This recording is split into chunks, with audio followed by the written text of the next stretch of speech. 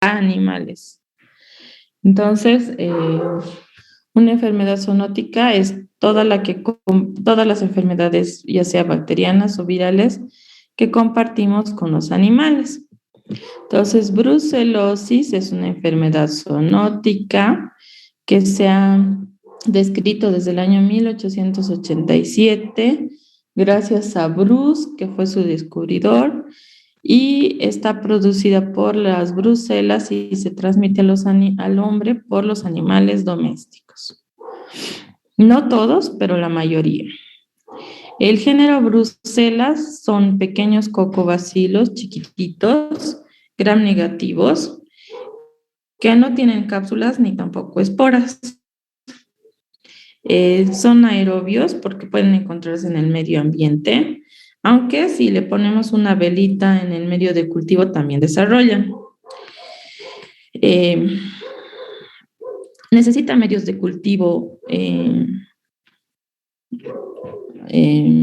enriquecidos, especiales, y todas las bacterias del género Brucella son catalasa positivos, oxidasa y ureasa negativos y sulfuro de hidrógeno también, aunque algunas especies pueden presentar positivismo dependiendo sus características fisiológicas. Entonces, el hombre es el hospedero accidental.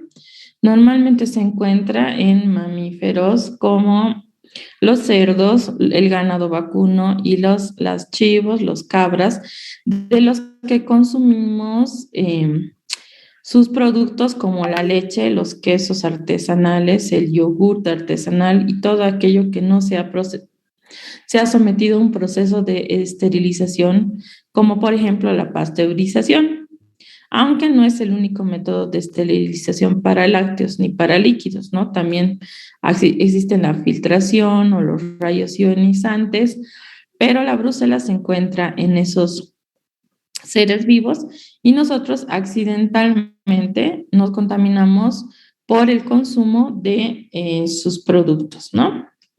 Existen diferentes tipos de especies, de la cual la Brucella abortus y la Brucella melitensis son las más comunes en el ser humano.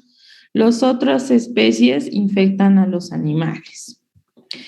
La brucelosis puede infectar a animales en todo el mundo y ustedes van a ver que cuando vayan a viajes internacionales y les van a preguntar si ustedes están introduciendo productos lácteos, lo primero que les preguntan es si tienen controles de calidad. ¿Por qué? Porque la brucela puede producir brotes epidémicos en el ganado y afectar un gran número de animales y afectar la economía de los países.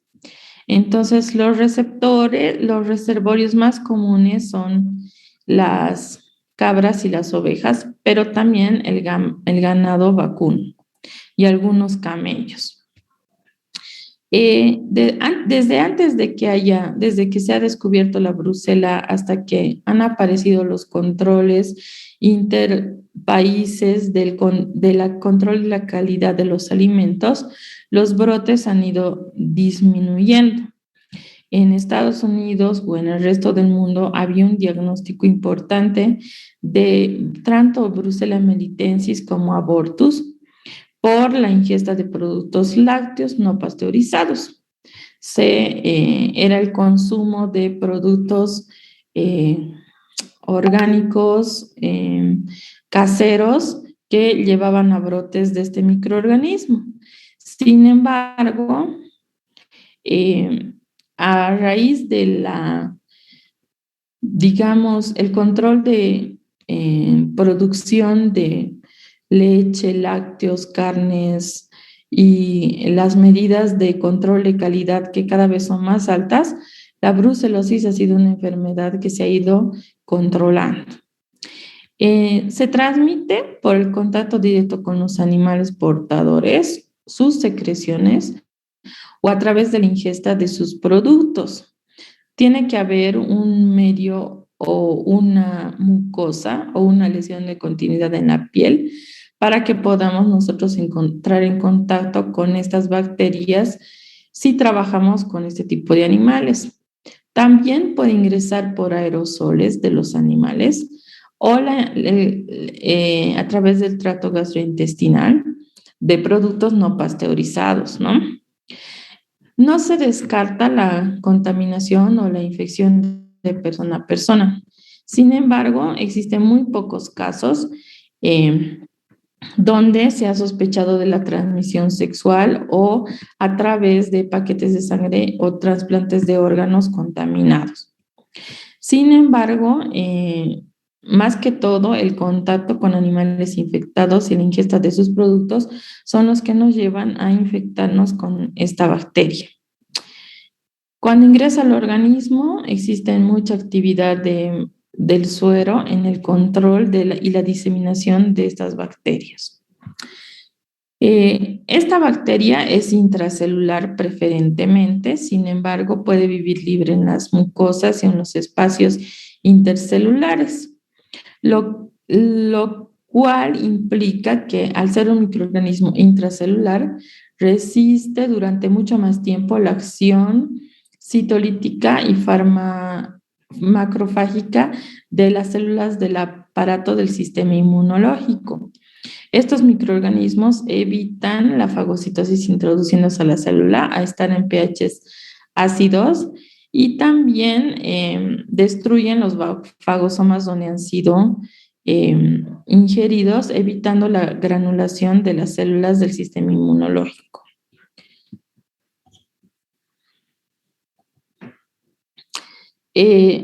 La brucela ingresa ya sea por la boca, por lesiones de continuidad, por la nariz al organismo, pero pasa a través del epitelio o a través del epitelio formando pequeños granulomas, igual que la tuberculosis, y llega a órganos blancos. Aquí, por un error pido disculpas, por un error de la computadora, se han alterado las mayúsculas.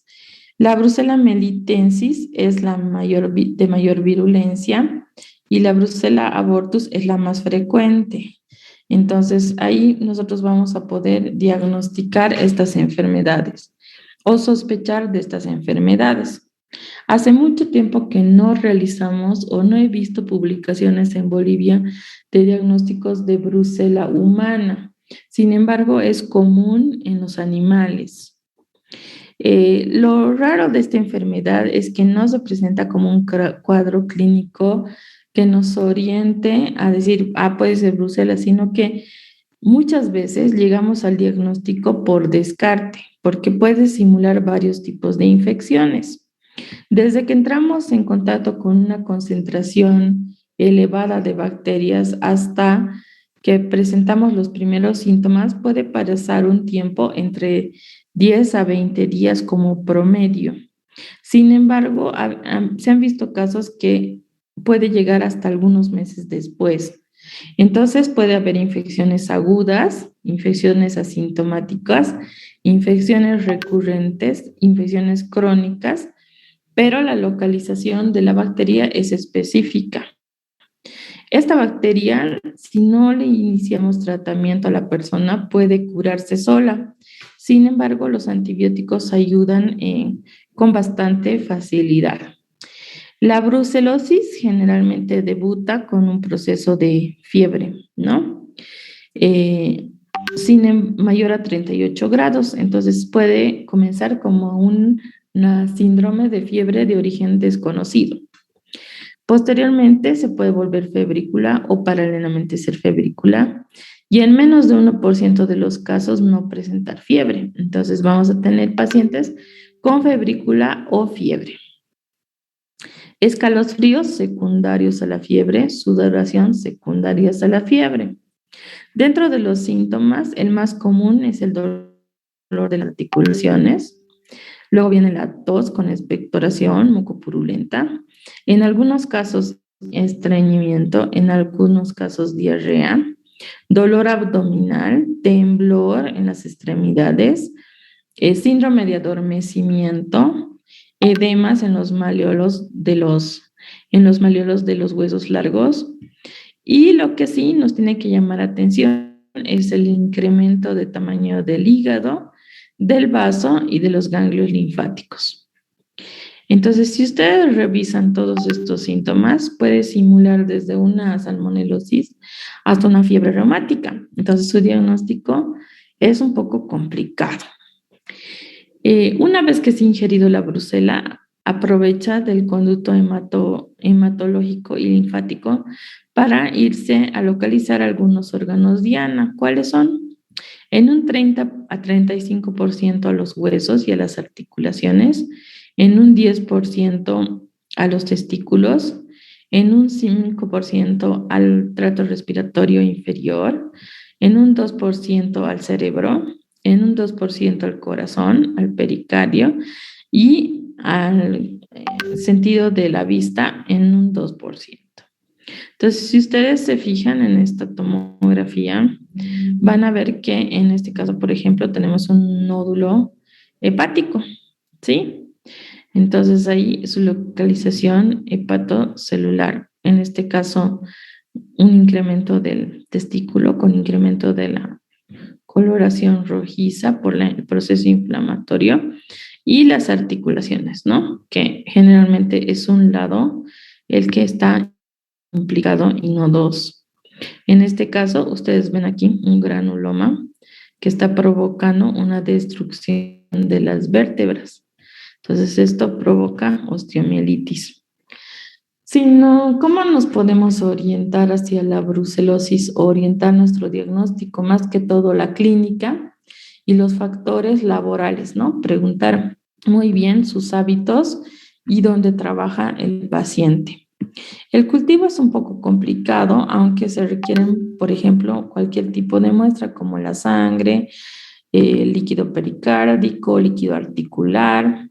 Sin embargo, más que todo es diagnosticada por métodos automatizados, que significa que ustedes obtienen la sangre y de ahí va una tarjeta especial como el Malditoff o el Phoenix que nos orienta hacia el diagnóstico. Si no, si el paciente tiene toda la sintomatología y los factores predisponentes, podemos buscar, por ejemplo, inmunoglobulinas G, E, M o PCR para diagnosticar a la bacteria. El pronóstico en los humanos es bueno porque tiene menos del 1% de mortalidad y puede provocar endocarditis. Y en el caso de los niños, en el caso de los adultos, estas infecciones como la neurobrucelosis o el endocardio pueden producir secuelas importantes. El tratamiento es bastante sencillo porque al ser un microorganismo fastidioso no se realiza antibiograma. Sin embargo, se utilizan antibióticos comunes como la tetraciclina, la doxiciclina, la gentamicina, el cotrimoxazol, pero durante bastante tiempo. El tratamiento es mayor a un mes, ¿no? Y hay que, a medida que vaya la evolución clínica, podemos combinar dos tipos de antibióticos para que el paciente pueda curarse más fácilmente. Lo que tenemos que evitar es la propagación de la brucelosis. ¿Cómo? Controlando a los animales, ¿no? Existe la vacuna para los animales y ahí se hace un control de brote. Si existe un animal infectado, lo mejor que podemos hacer es sacrificarlo y enterrarlo o incinerarlo, ¿no? Y si no, esto va a hacer que nuestro control de cenazago, de producción de lácteos y de carne esté garantizada. Debemos difundir y explicar a los criadores cuál es el riesgo de tener animales contagiados y cómo podemos evitarlo. En el caso del ser humano no existe una vacuna, solamente evitar el contacto con estos microorganismos. Nada más. ¿Qué infecciones puede provocar en un ganado? ¿Cómo nos podemos dar cuenta que el ganado está infectado? Entonces, en el ganado la infección es más compleja porque produce abortos, ¿no? Por eso se llama Brucella abortus. Produce infecciones respiratorias graves y produce algún tipo de partos prematuros o pérdida del producto, y ahí uno se puede diagnosticar con mayor facilidad en el ganado, ¿no? Entonces la clase de hoy es cortita porque es una infección que no es muy común en nuestro medio, pero no implica que ustedes vayan a saber de la brucela si, por ejemplo, viajan a Argentina, Chile, a los países limítrofes como al Perú. Seguramente les van a solicitar que evitar el transporte de productos lácteos para evitar la diseminación de la enfermedad. ¿Tienen alguna pregunta? Básicamente, esa sería la clase del día de hoy.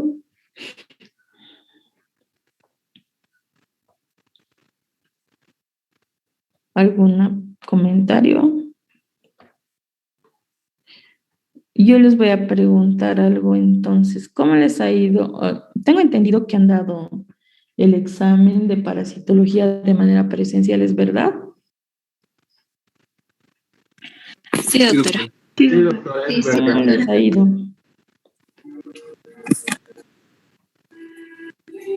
Bien, doctora. ¿Cuáles han sido los resultados?